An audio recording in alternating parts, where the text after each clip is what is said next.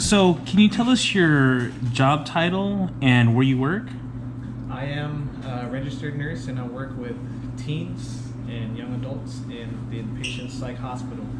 I'm a psychiatric nurse practitioner and I evaluate psychiatric patients and the efficacy of treatment that we implement for them. I also prescribe them medications when they need it. I'm a case manager and I plan for discharges and placement and providing resources for individuals who leave our facility. So, why do you choose to work with the population that you work with? I chose to work with adolescent and young adults because I feel that I can make the most difference in this area of nursing. I believe that if we can intervene and educate a patient earlier in the progression of their mental health, we can have a greater impact on their future.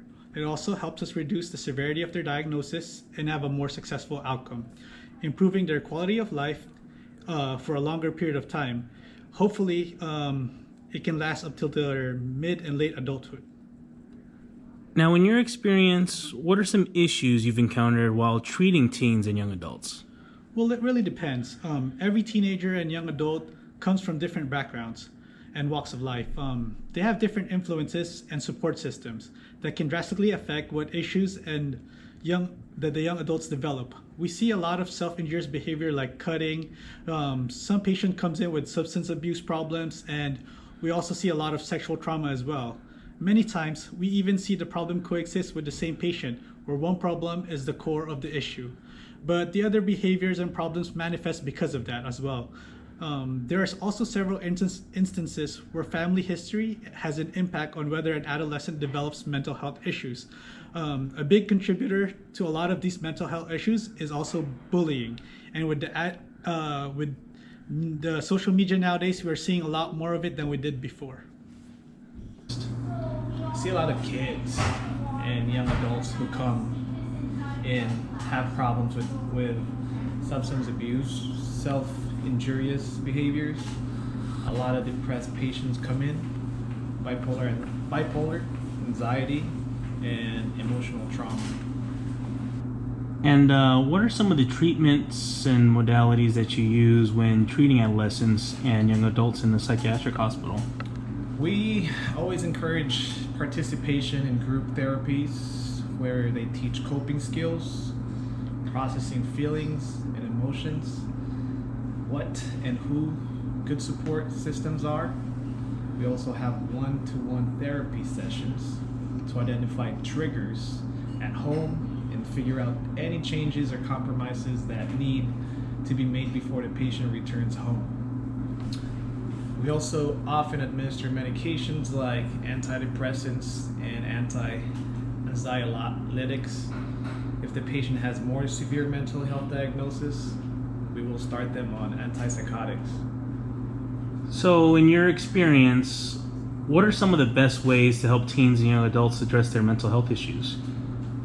A lot of times patients come into the hospital because they feel like it's a safe, judgment-free space where they can share their feelings and learn about how to cope with their anxiety, depression, or even hear from other people who have had similar experiences with their mental health.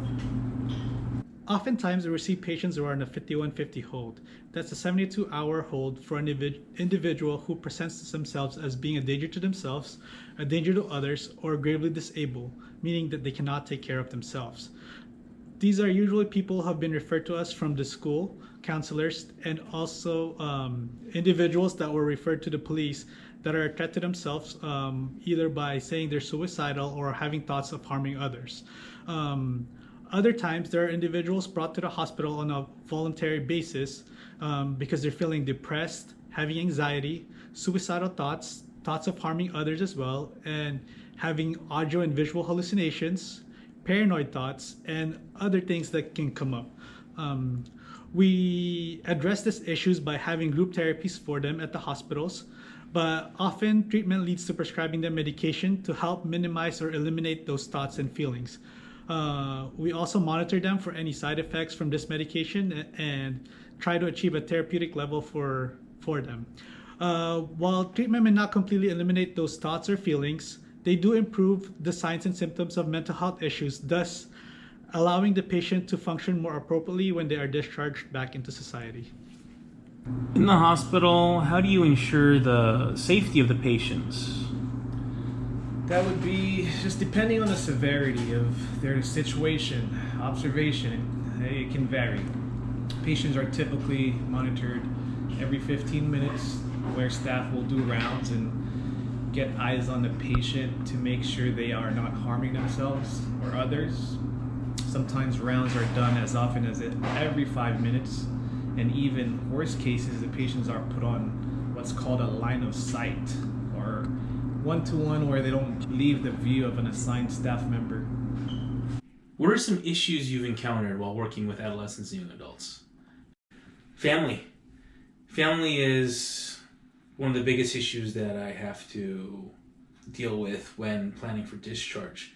A lot of times a patient has family to return to, but there can be resistance to being accommodating for the patient's needs, especially if they've been newly diagnosed. Sometimes culture can be a factor, especially with multi-family households. Sometimes individuals who are triggers can't be moved away from the family, or the family can't move to another area with better infrastructure, with more resources to help the client meet their needs.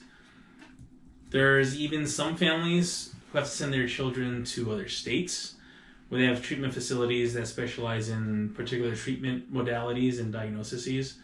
Then there are times where CPS gets involved. If there's been any inclination or endorsement that there's been abuse at the household, then it can complicate discharge plans.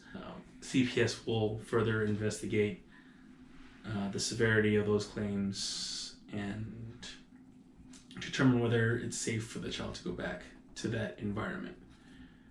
There's also times where the patients don't have a family to go back to. There are adolescents that are called wards of the court or wards of the state, where the government is essentially the individual's parent. So when it comes to those cases, everything as far as medication goes needs to be approved by the state or the county or whoever the guardianship of that individual is. If an adolescent that's a ward of the court comes from a board and care and was aggressive at the board and care, then the board and care more often than not doesn't want that individual back in their facility. That can lead to issues as far as placement to other facilities, because if they see in their record that this individual's been assaultive, then they want to maintain the safety of their patients and not accept that individual. So, we'll look at places like board and cares. There's some lockdown facilities if the individual's diagnosis and symptoms are severe. And there's also some individuals that have to go back to juvenile hall. Do you see a lot of teens and young adults return to the psychiatric hospital after receiving treatments?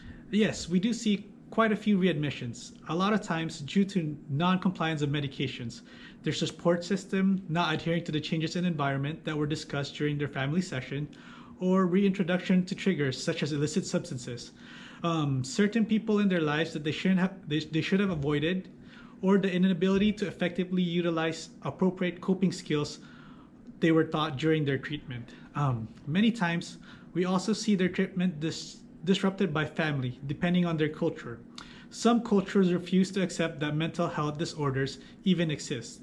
They dismiss them as bad behaviors that the individual developed that can be disciplined out by stricter parenting. Other cultures just hide the individual at home, removing them from school and other social areas. But these kinds of solutions often exacerbate the mental health issues rather than improving them.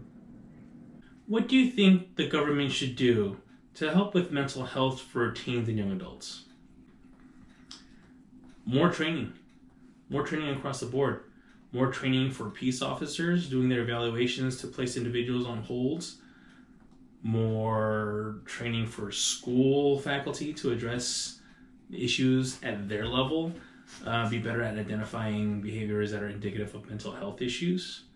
And just more resources in general. more affordable clinics or psychiatric hospitals in lower SES communities so that these individuals don't have to travel so far to get treatment. And because some of these people come from hours away, so we're talking San Diego to LA County, even out in Victorville to LA County. So these people come from really far away, and if they're in low SES communities or households, then it's hard to find transportation. And if these parents don't have a means of coming back and driving out to, a few hours away to pick up their child, then it can be difficult to discharge a patient. And there's sometimes where parents don't want to take their kids back, so that involves CPS. But these guardians and wards of the court, their resources are slim also, so maybe more individuals to have a better ratio from clients to social workers and things like that would definitely